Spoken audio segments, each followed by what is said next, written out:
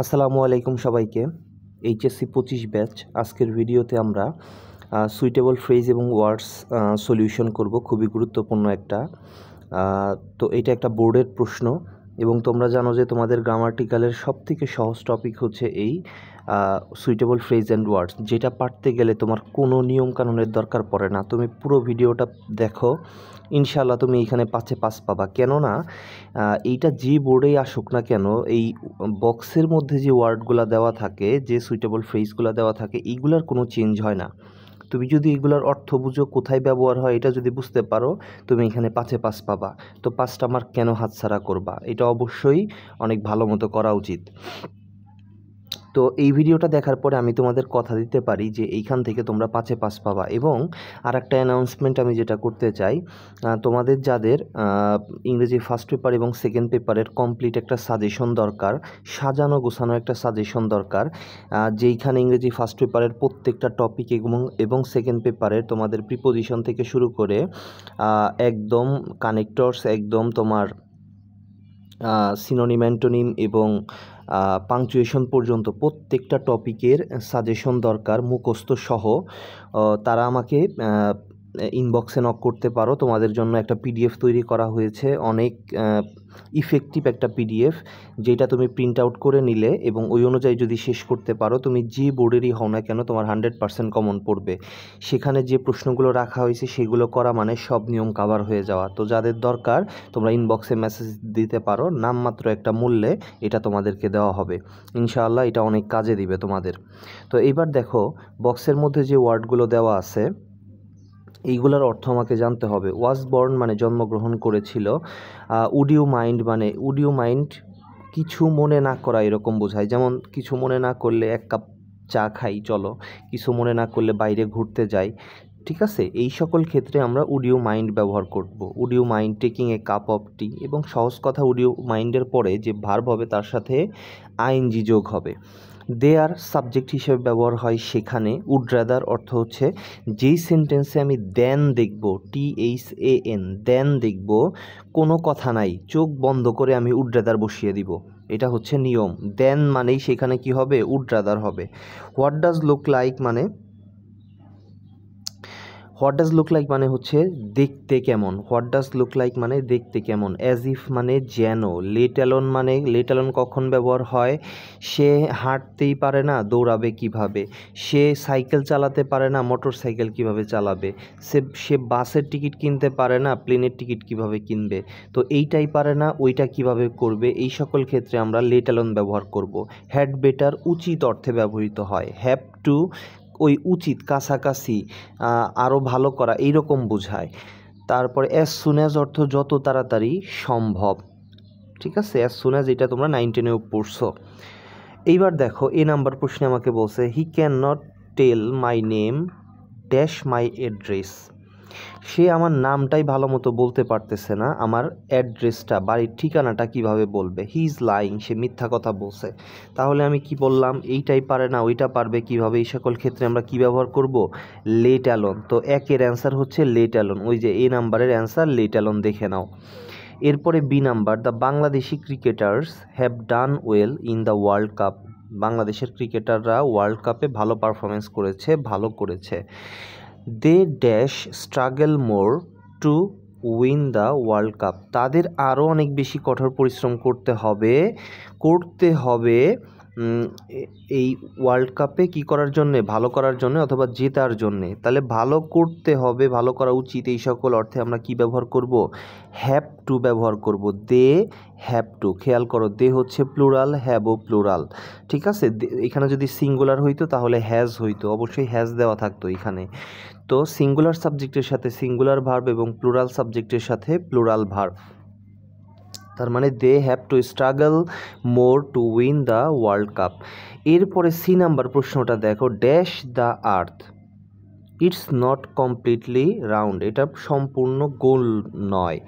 Dash the earth, dash the earth. দেখো, আমার এই সেন্টেন্সটা পারার জন্যে আমার কোনো কিছু জানার দরকার নাই। তুমি একটা জিনিস দেখো, এই সেন্টেন্সে শূন্যস্থান কয়টা আছে? প্রথমে একটা পরে একটা ড্যাশ দেওয়া। এখন দুইটা ওয়ার্ড সম্বলিত, দুইটা শূন্যস্থান সম্বলিত ওয়ার্ড ওই উপরে বক্সের মধ্যে কয়টা দেওয়া দেখো তো? ওই যে একটা দেওয়া, হোয়াট ডাজ লুক লাইক, প্রথমটাই বসবে হোয়াট ডাজ, পরেরটাই বসবে লুক লাইক, এবং পরে প্রশ্নবোধক দেওয়া আছে আর ওইটা কোশ্চেন মার্কি। তাহলে তোমার কি কিছু বোঝার দরকার আছে? তুমি চোখ বন্ধ করে ওটা বসাই দিবা, ঠিক আছে? তাহলে what does look like the earth, earth দেখতে কেমন, ইটস নট কমপ্লিটলি, পৃথিবীটা দেখতে কেমন, এটা কমপ্লিটলি পুরোপুরি গোল নয়।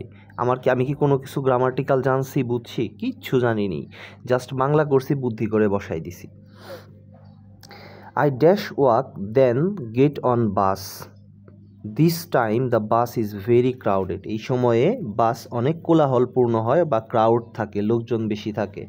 খেয়াল করো আমি কি বললাম যে দেন আছে মানেই চোখ বন্ধ করে কি ব্যবহার করব? উড রাদার ব্যবহার করব। তাহলে I would rather walk then get on the bus, আমার কোনো কিচ্ছু বোঝার দরকার নাই, উড রাদার সেইখানেই ব্যবহার হয় যে সেন্টেন্সে দেন আছে। তো এরপরে ই নাম্বার প্রশ্ন দেখো, dash I reached the station the train left, really I was lucky, তার মানে কি বলে তোমার যে স্টেশনে পৌঁছাতে না পৌঁছাতেই ট্রেনটা ছেড়ে চলে গেল, really I was lucky, really I was lucky, আমি কতই না লাকি বা ভাগ্যবান। তাহলে পৌঁছাতে না পৌঁছাতেই এই সকল ক্ষেত্রে আমরা কি ব্যবহার করে থাকি? As soon as I reach the station, স্টেশনে পৌঁছানোর সাথে সাথে বা পৌঁছাতে না পৌঁছাইতেই দ্য ট্রেন লেফট, ট্রেনটি ছেড়ে গেল। তাহলে আমরা এখানে কি ব্যবহার করব? As soon as. Doctor Mohammad Shahidullah was a great linguist, he dash in 1885 AD, তাহলে দেখো ডক্টর মোহাম্মদ শহীদুল্লাহ ল্যাঙ্গুইস্ট মানে হচ্ছে ভাষাবিদ, একজন ভাষাবিদ ছিলেন।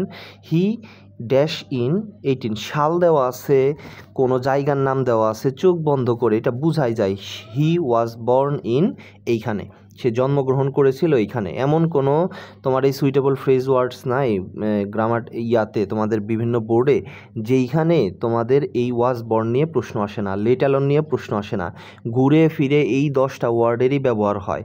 তো কোথায় কোনটা ব্যবহার হয় এটা যদি তুমি এখন বুঝতে পারো, তুমি যেইটাই আসুক না কেন তুমি এখানে ফুল মার্কস পাবা। তো এইটা গেল। He acts dash he were rich, সে এমন ব্যবহার করছে, এমন ভাব ধরছে যেন সে বড় লোক, সো নোবডি লাইকস হিম, তাই কেউ তাকে পছন্দ করে না। তাহলে আমি একটু আগে কি বললাম যখন আমি বাংলা বলেছিলাম যে অ্যাজ ইফ, অ্যাজ দো, এগুলোর মানে হচ্ছে যেন। তাহলে he acts as if he were rich, সে এমনভাবে ব্যবহার করছে যেন সে বড় লোক বা ধনী। ইউ লুক সিক, তোমাকে অসুস্থ দেখাচ্ছে, you dash go home immediately, তোমার এখনই বাড়িতে যাওয়া উচিত, ইমিডিয়েটলি করে, তাড়াহুড়া করে। তো আমরা কি বললাম? উচিত অর্থে, করা উচিত অর্থে আমরা কি ব্যবহার করব? You had better go home immediately, তাহলে এখানে কি হবে? Had better. আই নাম্বার প্রশ্ন, dash was a boy at the door, he wanted to talk me, একটা ছেলে দরজায় দাঁড়িয়ে আছে, সে আমার সাথে কথা বলতে চায়। খেয়াল করো সবার প্রথমে বসাইতে হবে। এখন তার মানে সাবজেক্ট, এখন সাবজেক্ট হিসাবে উপরের কোনটা বসতে পারে দেখো, একটাই বাকি আছে, সেটা হচ্ছে দেয়ার, সাবজেক্ট হিসাবেই দেয়ার বসানো যায়। একটা রুলস আছে যে দেয়ার প্লাস সাবজেক্ট প্লাস অবজেক্ট বাকি অংশ থাকে, দেয়ার প্লাস ভার্ব প্লাস বাকি অংশ। তো দেখো এখানে নিঃসন্দেহে দেয়ার হবে, কারণ দেয়ার হচ্ছে সাবজেক্ট হিসাবে। তো আমার অন্য কিছু চিন্তা করার দরকার নাই, তুমি চিন্তা করবা সেন্টেন্সের প্রথমে আমরা নর্মালি কোনটা বসাইতে পারি।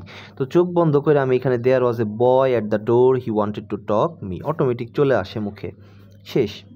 এরপরে দেখো dash eating a fish, I think you will enjoy a lot, তার মানে দেখো আমি উপরে বলছিলাম যখন ওই তোমার উড ইউ মাইন্ডের যখন আমি অর্থ বলছিলাম কিছু মনে না করা, এইরকম অর্থে প্রকাশ হয়, ঠিক আছে? তাহলে দেখো এবং বলেছিলাম যে এইটার পরে যে ভার্ব হবে তার সাথে আইএনজি হবে। তাহলে দেখো, would you mind eating a sea fish, তুমি কি কিছু মনে করবে বা করবে না একটা আমরা যদি সামুদ্রিক মাছ খাই? I think you will enjoy lot, আমার মনে হয় তুমি এটা অনেক বেশি পছন্দ করবে অথবা এনজয় করবে। তার মানে কি, নিঃসন্দেহে would you mind eating a sea fish. ব্যাখ্যাটা কি? ব্যাখ্যা হচ্ছে ওই উড ইউ মাইন্ড থাকবে, তারপরে একটা ভার্বের সাথে আইএনজি থাকবে। ওই যে ভার্বের সাথে আইএনজি আছে, এখানে টেকিং এ কাপ অফ টি হতে পারতো, একই অ্যান্সার হতো। তাহলে উড ইউ মাইন্ড এই হিসাবে আমরা এখানে ব্যবহার করতে পারি।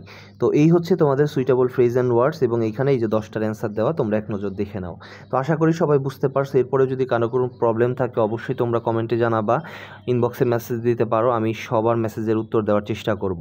এবং আর একটা কথা বললাম, ফার্স্ট পেপার এবং সেকেন্ড পেপারের কমপ্লিট সাজেশনের যদি দরকার পড়ে আমাদের পিডিএফটা নিতে পারো। অনেক সময় নিয়ে ভেবে চিন্তে করানো হয়েছে, ওইটা তৈরি করা হয়েছে। আমি আমার অফলাইন স্টুডেন্টদের যা দিয়েছি, তোমরা যদি পিডিএফটা নাও তোমরা ওই একই জিনিস পাবা, এবং ওইগুলা শেষ করতে পারলে তুমি যে বোর্ডেরই হও না কেন তুমি কিন্তু সব কিছু কমন পাবা। নামমাত্র একটা মূল্যে এটা তোমাদেরকে দেওয়া হবে। সবাই ভালো থাকো, সুস্থ থাকো, এবং পিডিএফটা পাওয়ার জন্য সরাসরি আমাকে ইনবক্সে মেসেজ দিবা, এবং পরের প্রসেসটা আমি তোমাদের ওইখানে বলে দিব। ঠিক আছে, সবাই ভালো থাকো, সুস্থ থাকো। আসসালামু আলাইকুম।